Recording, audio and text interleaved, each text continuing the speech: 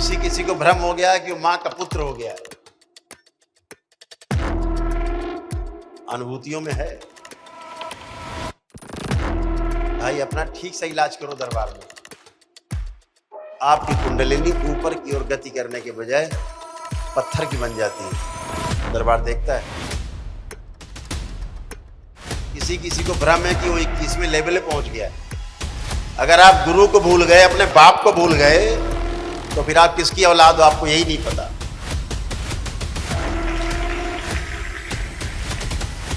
जब जिंदा गुरु आपके सामने बैठा हो तो इससे बड़ा सौभाग्य आपका दूसरा नहीं हो सकता।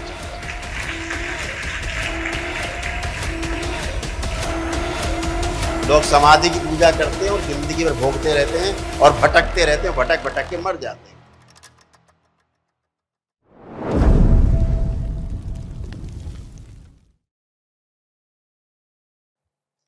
पूजनी बाबा जी के सभी शिष्यों का दरबार में बहुत बहुत स्वागत है।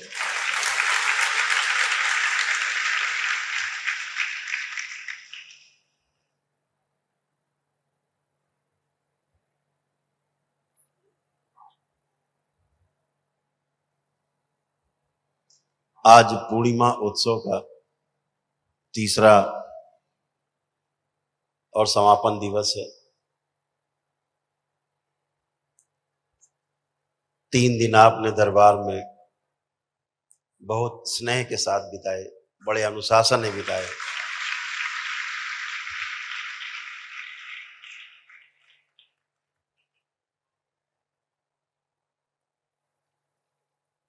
मौसम थोड़ा ठंडा रखना था,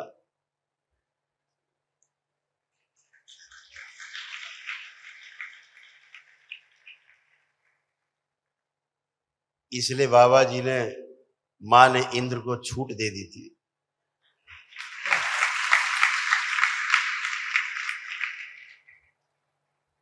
इंद्र सोच रहे थे कि हम बरसा के सबको तंग कर रहे हैं, यहां सब मस्त मलंग हो रहे थे। पूर्णिमा थी, उत्सव के हफ्ते भर पहले से हमसे लोग कहने लग गए, दरबार में ही सब लोग, दरबार के सेवक में कुछ लोग कहने लगे कि गुरुदेव पानी न गिरे पूर्णिमा में।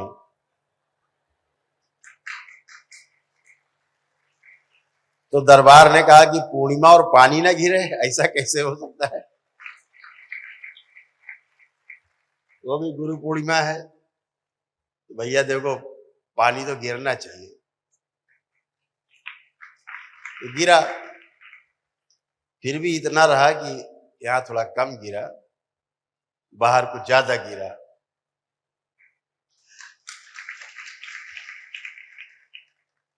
तो कुल मिला के मौसम ठंडा रहा, थोड़ा जगह जरूर कम पड़ गई होगी, लेकिन मौसम तो ठीक रहा। तो पसीना आपका नहीं बहा, पसीना इंद्र का बहता रहा 3 दिन, इसलिए पानी गिरता रहा।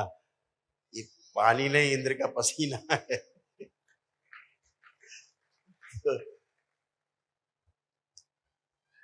बहुत सुंदर आप लोगों ने दरबार के दिव्य अनुष्ठान में भी भाग लिया।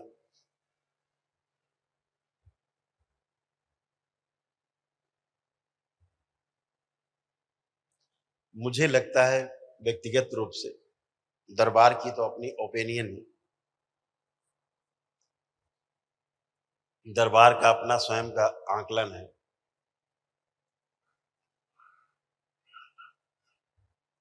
वो जो आकलन है वो तो शिव की दृष्टि में आकलन है, मां की दृष्टि में आकलन है। मेरा व्यक्तिगत आकलन है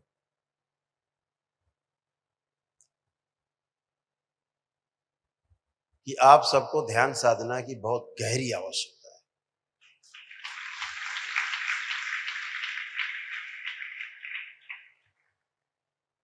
बहुत गहरे में आवश्यक।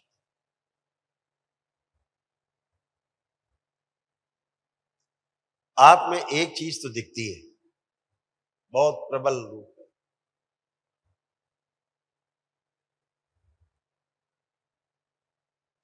कि मेरे पास गुरु जी जैसी शक्ति हो जाए।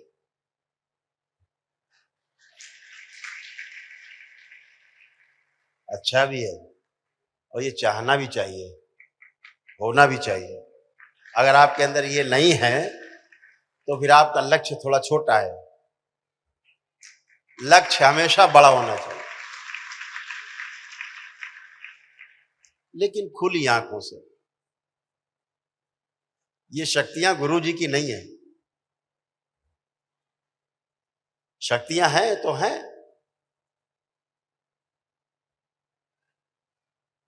शक्ति है तो है।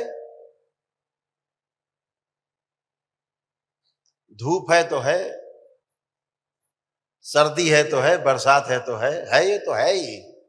पर्वत है, पहाड़, समुद्र, नदी, तालाब, जंगल, पहाड़ सब है, ये तो है ही। ऐसे शक्तियां भी हैं। शक्तियां किसी की बपौती नहीं है, शक्तियां किसी के अधिकार में नहीं होती। इस बात को हमेशा ध्यान रखो। शक्ति तो है ही। सूरज किसके अधिकार में है, चंद्रमा किसके अधिकार में है, धरती किसके अधिकार में? स्व ऊर्जित है, स्वयं से संचालित है। आप किसके अधिकार में हो? कौन आप में बैटरी की चाबी भर रहा है? कौन बैटरी चार्ज कर रहा है आपकी? आप हो, बस हो। ऐसे शक्ति है। लेकिन एक बात याद रखो, शक्ति सिर्फ वहीं होती है जहां शिव होते हैं।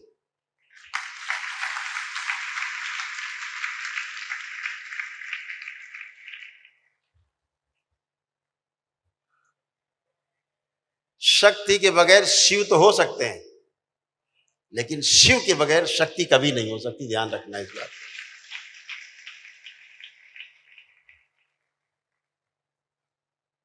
तो शक्ति प्राप्त करने के पहले, शक्ति को ग्रहण करने के पहले अपने अंदर शिवत्व को पैदा करो। शक्ति खुद ब खुद चल के आपके साथ चलेगी। दिया जला के देखो, उजाला साथ साथ चलेगा। खाली तेल लेके चलने से उजाला नहीं होता, उजाला तेल की वजह से है। लेकिन खाली तेल हाथ में लेके चलने से उजाला कभी नहीं होता। इस बात को हमेशा ध्यान रखो। आग जलनी चाहिए, वो शिव की अग्नि है। बिना शिव के शक्ति नहीं।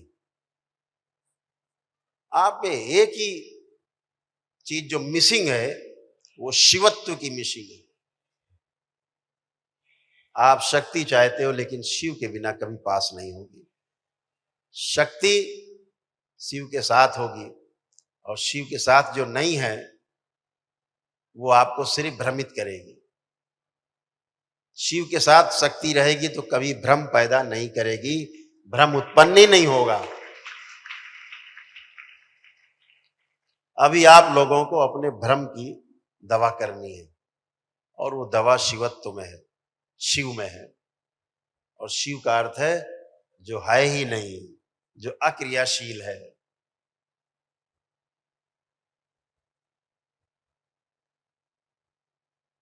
आप पाना चाहते हो। शिव तो खोने की वस्तु है, फैलने की वस्तु है, बांटने की वस्तु है। आप सिर्फ पाना चाहते हो। 10वें लेवल पर आकर के ये बात आपको बहुत अच्छे से समझ में आ जानी चाहिए कि पाने के पहले बांटने का भाव अपने अंदर बना होना चाहिए।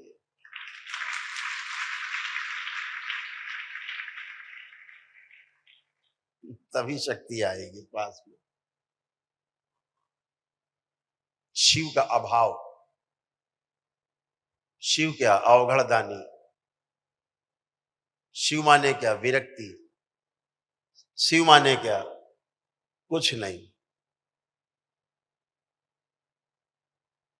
लेकिन कुछ नहीं का मतलब ये नहीं कि है नहीं,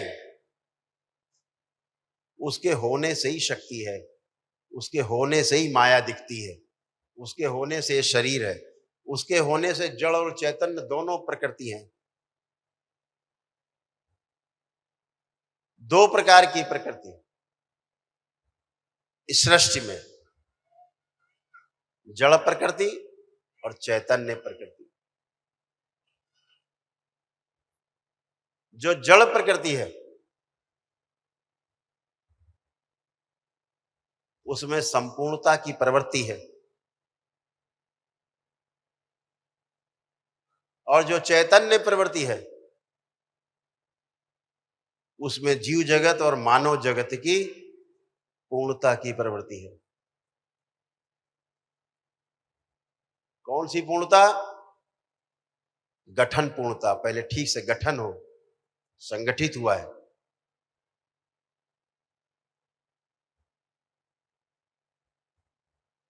गठन पूर्णता हो गई तो फिर क्रिया पूर्णता होगी, क्रिया पूर्णता हो गई तो फिर आचरण पूर्णता होगी ही होगी।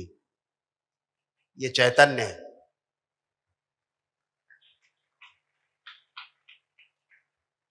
अभी व्यक्तिगत देखता हूं तो अभी गठन पूर्णता ही नहीं हो पाई आप में,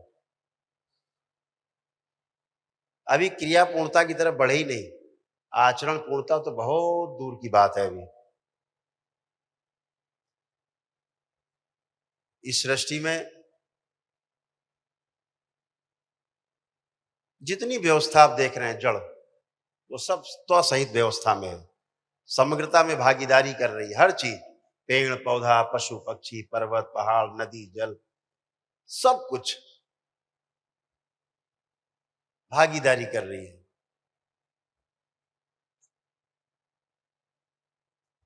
क्योंकि पूर्ण होना चाहती है। जड़ जो प्रकृति है वो संपूर्णता को लिए हुए है।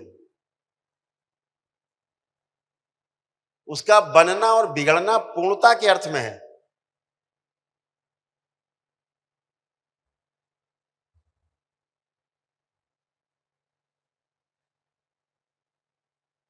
इस बात को आपको ठीक ठीक समझना होगा कि शक्ति प्राप्त करने के लिए शिव की प्रवृत्ति आप में होनी चाहिए, पूर्णता की प्रवृत्ति होनी चाहिए। अभी संपूर्णता की तो प्रवृत्ति है आपके अंदर, पूर्णता की प्रवृत्ति आपके अंदर नहीं है। जिस दिन पूर्णता की प्रवृत्ति आपके अंदर जाग जाएगी, जैसे जीव जगत है उसमें पूर्णता की प्रवृत्ति है, अपने वंश के आधार पर उनकी पूर्णता की प्रवृत्ति है। गाय है तो गाय अपने वंश के आधार पर अपने को प्रमाणित करेगी। गाय के थन से दूध ही निकलेगा, उससे पानी ही निकलेगा।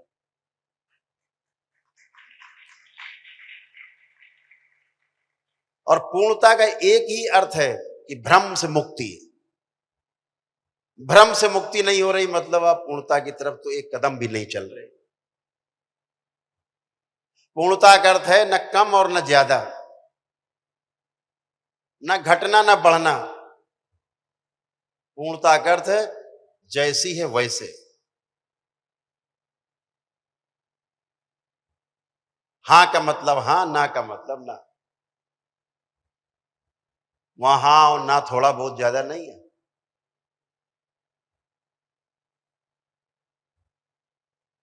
पूर्णता का अर्थ है कम और ज्यादा से मुक्ति।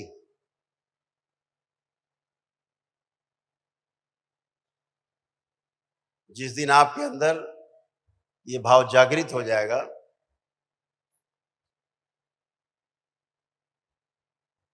पाना नहीं है, खोना है, खो जाना है, विलीन हो जाना है, पार हो गए, ये सूत्र है। पाने की प्रवृत्ति, संचय की प्रवृत्ति आपको गहरे में, बहुत गहरे में मर्त्य लोक से जोड़ देती है। आपकी कुंडलिनी ऊपर की ओर गति करने के बजाय पत्थर की बन जाती है।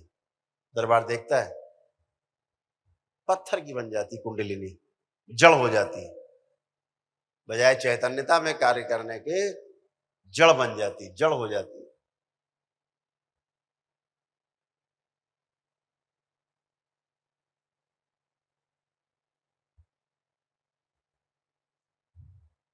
बहुत कुछ कहना चाहते हैं। यहां बैठे बहुत लोगों को भ्रम है, किसी किसी को भ्रम है कि वो 21वें लेवल पे पहुंच गया है।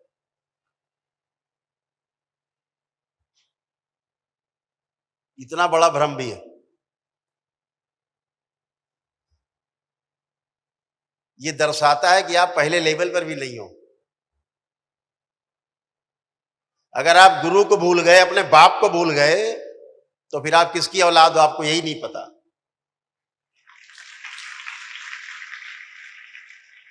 जब जिंदा गुरु आपके सामने बैठा हो तो इससे बड़ा सौभाग्य आपका दूसरा नहीं हो सकता।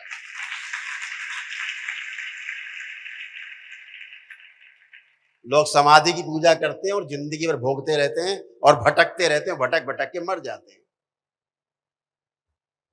जिंदा गुरु के आचरण से आपको जीने का रास्ता मिलता है। आप वही भूल जा रहे हो। आपको इस शरीर का आचरण ही नहीं दिखता।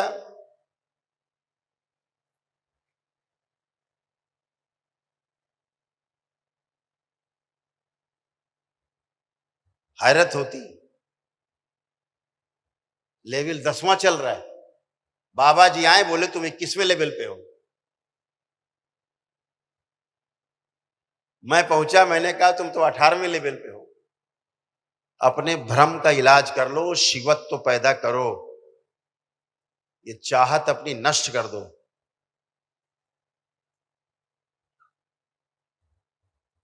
गुरु जी जैसा बनना है ये ठीक है, लेकिन गुरु जी के आचरण भी जान लो, गुरु जी कैसे बने हैं। गुरु जी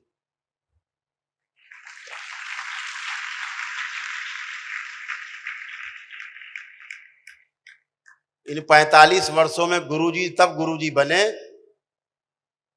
जब परम पूजनीय बाबा जी के प्रति पूरी तरह समर्पण कर दिया, पूरा जीवन, पूरा शरीर, सब समर्पण कर दिया।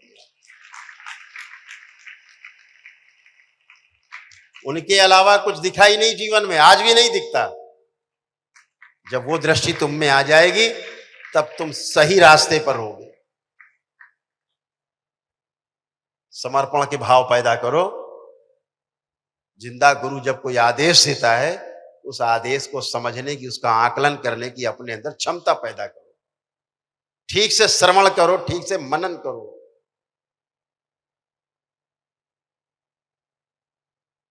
जब श्रवण करने की ठीक से और मनन करने की शक्ति आप में नहीं होगी, आप कहीं नहीं पहुंचोगे। कथा वालों की तरह, कथावाचकों की तरह कथा सुन के घर चले जाओगे।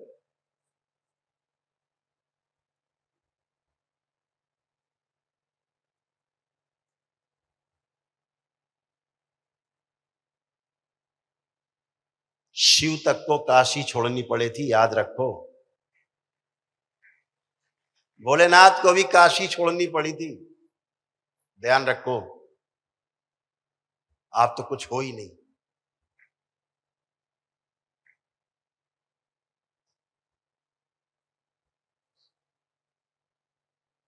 लेकिन शक्ति उनकी याद में वहीं बैठी रही, आस लगाए। क्यों?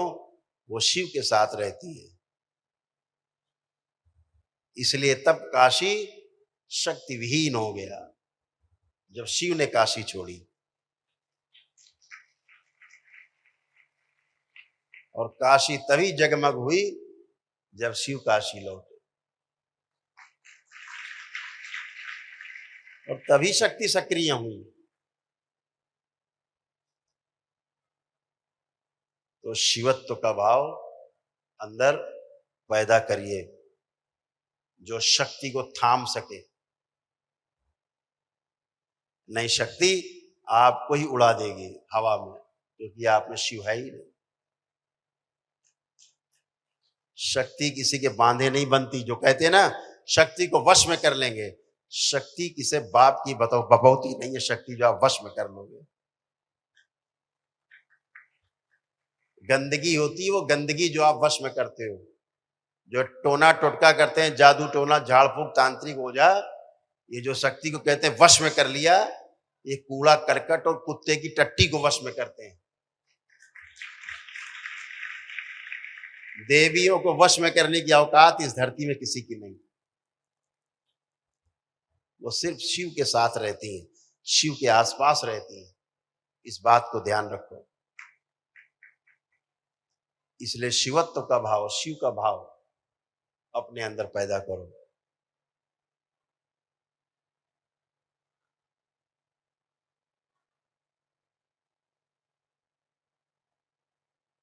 किसी किसी को भ्रम हो गया है कि वो मां का पुत्र हो गया है। अनुभूतियों में है। भाई अपना ठीक से इलाज करो दरबार में। अपना इलाज थोड़ा और ठीक कर लो। फ्री में करेंगे, बिल्कुल टोकन भी नहीं लेंगे। भ्रम से बाहर आओ।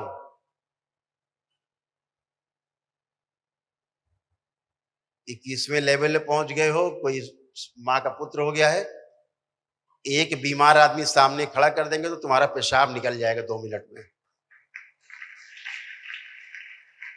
उसको ठीक करना तो छोड़ो, उसका बुखार भी नहीं उतार पाओगे और उल्टा खुद ही ग्रस्त हो जाओगे उसके बुखार और उसके रोग से ग्रस्त हो जाओगे। स्मृतियां उल्टा चढ़ लेंगी। इसलिए अपना इलाज जरूरी है। ठीक अपने मीटर की सुई ठीक करो।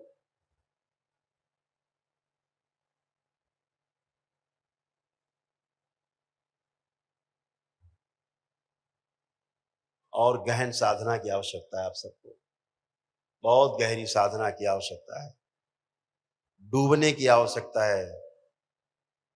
डूब जाने की, उतराना नहीं है, एकदम डूब जाना, अंदर जाके मर जाना है, बाहर ही नहीं निकलना है। इतनी गहरी साधना की आवश्यकता है। जहां आप अपने को बचाने की कोशिश करोगे वहीं डूब जाओगे, नष्ट हो जाओगे। डुबो दो अपने आप को साधना में पूरा पूरा। दरबार आपको इतना चारों तरफ से प्रोटेक्शन देता है, सुरक्षा देता है। आपको भूतकाल से बचाता है, भविष्य से बचाता है, वर्तमान में रखता है। आप भूतकाल का अध्ययन करने लगते हो, आप भविष्य का अध्ययन करते हो। ध्यान रखो, अध्ययन अगर किसी का हो सकता है वो सिर्फ वर्तमान है। अध्ययन सदैव वर्तमान का होता है, कभी भूतकाल का और भविष्य का अध्ययन नहीं होता है। साक्षात्कार हमेशा वर्तमान का होता है। इस बात को हमेशा गांठ बांधते रहो। आप भूत और भविष्य में तैरने लगते हैं, अध्ययन से चूक जाते हैं आप। इसलिए ध्यान और साधना में और गहराई में उतरना है। आप सबको गहरे में उतरना है और गहरे में।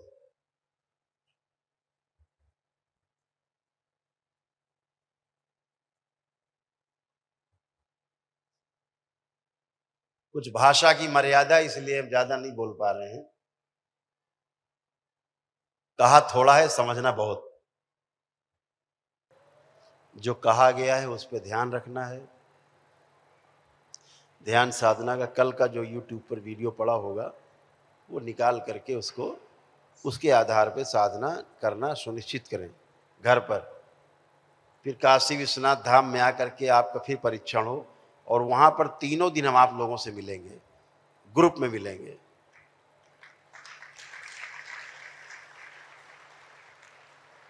और एक एक करके से मिलेंगे। तब तक के लिए खूब तैयारी करके रखिए और मजबूत तैयारी। बहुत से लोग इसमें ऐसे हैं जो दिखे अभी मुझे कि अपनी पुरानी गुरु परंपरा को मिक्स करके और बाबा के साथ जुड़े हुए हैं। कहीं नहीं पहुंचोगे। 2 नाव पे सवारी करके कहीं पहुंचोगे ही नहीं, टांगे फैल जाएंगी, फट जाओगे। बहुत से लोग दिखे मुझे सामने से गुजरते हुए। जब जान गए हो कि सब कुछ यहीं पर है तो दोनों हाथ से लूट लो। एक हाथ इधर लगाए हो, एक हाथ उधर लगाए हो, कुछ नहीं मिल रहा। यही समर्पण में कमी है, विश्वास में कमी है।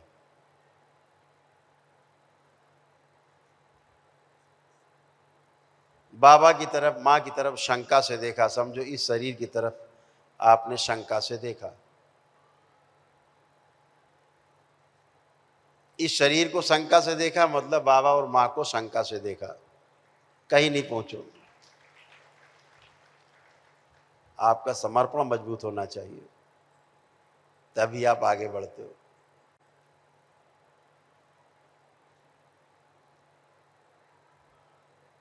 गुरु बहुत निर्दयी होता है, पहले भी बताया हमने, आप बहुत कठोर।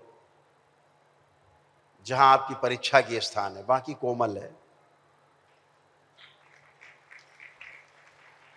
जहां आपके आगे बढ़ने की बारी है, वहां बहुत कठोर है।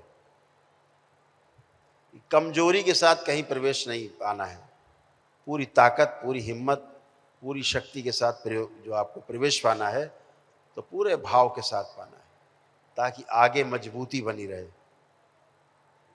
ये शक्तियों की व्यवस्था है कि आपका जो शरीर है उनके ताप को सह सके, और उनके ताप को वही सह सकता है जिसका ताप पहले से बहुत बढ़ा हुआ हो।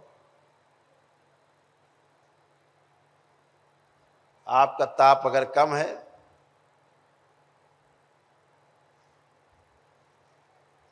आप 100 डिग्री फ़ारेनहाइट पे उबल रहे हो और शक्ति आ गई 5000 डिग्री पे, सेल्सियस पे, हरिहर हो जाएगा। इसलिए अपना तप, अपना जप मजबूत करके रखें। महीने में 2 बार जो हम अनुष्ठान करते हैं, तंत्र दीक्षित भक्तों शिष्यों के लिए, सभी के लिए, लेवल 1 से लेके अभी लेवल 10 तक सभी लोग अपने घरों पर देखें। अगियारी जरूर, सिद्ध अगियारी जरूर रखें घर पे, क्योंकि महीने में हम 2 बार करते हैं। आपको ध्यान होगा पीछे हम 2 बार कर चुके, आज ये तीसरी बार है। तो महीने में 2 बार हम दिव्य अनुष्ठान स्वयं करते हैं, ताकि आपकी ऊर्जा बढ़ सके, आपका आत्मबल मजबूत हो, आत्म शरीर आपके आपके सूक्ष्म शरीर और मजबूत हो, शुद्ध हो, पवित्र हो, आपके भाव विचार की शुद्धि हो, आप ध्यान साधना में आगे बढ़ सकें, कोई भ्रम ना हो। तो दरबार की सिद्ध अगियारी घर में जला करके और सीधे जुड़ जाया करो। जब दिव्य अनुष्ठान करते हैं, पहले से पोस्टर रहता है, एक दिन पहले पड़ता है कि कल इतने बजे अनुष्ठान होगा। दिव्य अनुष्ठान जो तंत्र क्रिया योग में दीक्षित भक्त हैं, शिष्य हैं बाबा के, उनके लिए लेवल 1 से लेकर लेवल 10 तक सभी उसमें भाग ले सकते हैं। तो काफ़ी आपसे चर्चा हुई है और बहुत अच्छा रहा कि आप इस कार्यक्रम में आप सभी लोगों ने खूब हृदय से भाग लिया, तमाम कठिनाइयों के बीच भी बहुत अच्छे से भाग लिया। दरबार कोशिश करेगा कि अगली बार आपको कोई असुविधा दरबार में रुकने पर ना हो, इसकी तैयारी दरबार अगले 1 माह में कर देगा।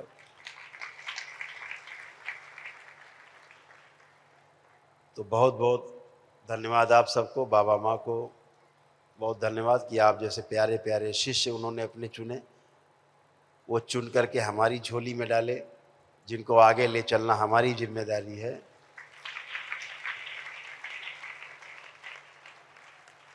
लेकिन भाई हम कठोर बहुत है इस मामले में।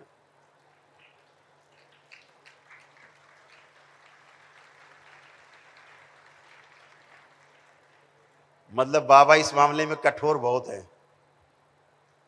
समझ गए, बहुत कठोर है साधना के मामले में, बाकी बहुत प्रेम करते हैं। और एक बात और कहना चाहेंगे, यहाँ तमाम बच्चियाँ और तमाम ऐसी महिलाएं हैं जो 13-13, 14-14 लेवल तक पहुंची हैं। 15वां नहीं टच कर पाई, लेकिन पहुंची हैं, पुरुषों से भी आगे पहुंची हैं, क्योंकि समर्पण उनके स्वभाव में है। महिलाओं बच्चियों के स्वभाव में ही समर्पण है।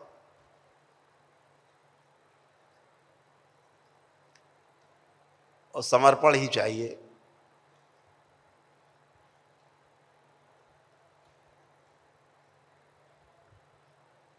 पुरुषों में कहो तो महिला शरीर आगे कर दे, अगर समर्पण ना हो पा रहा हो ठीक से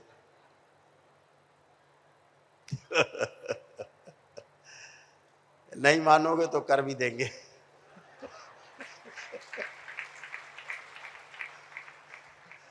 तब समर्पण आएगा। दरबार व्यवस्था करता है कि आपको कैसे भी आगे ले चलना है।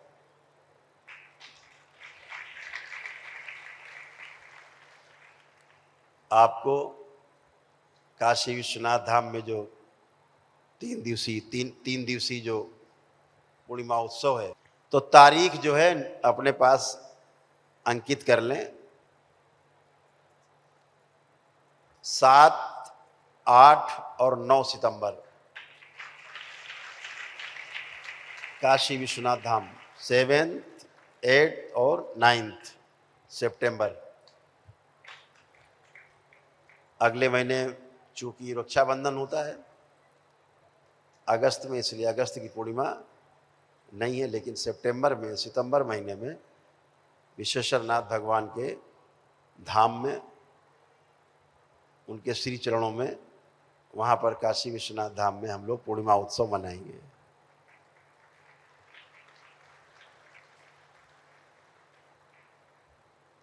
यहाँ बनारस की काशी विश्वनाथ धाम की टीम बैठी हुई है, खन्ना जी बैठे हुए हैं, तमाम लोग बैठे हैं यहाँ। खन्ना जी हैं, विवेक खन्ना जी, आपके तमाम साथी सब मिल करके और इस उत्सव को मना रहे हैं। हम सभी लोग ऐसे ही अनुशासित होकर के और वहाँ पहुँचेंगे और अपना योगदान देंगे और आगे बढ़ेंगे। वहाँ पर हम प्रतिदिन कोशिश करेंगे, तीनों दिन बैच में, 200 के बैच में हम 10वें लेवल के लोग से अलग अलग मिलें।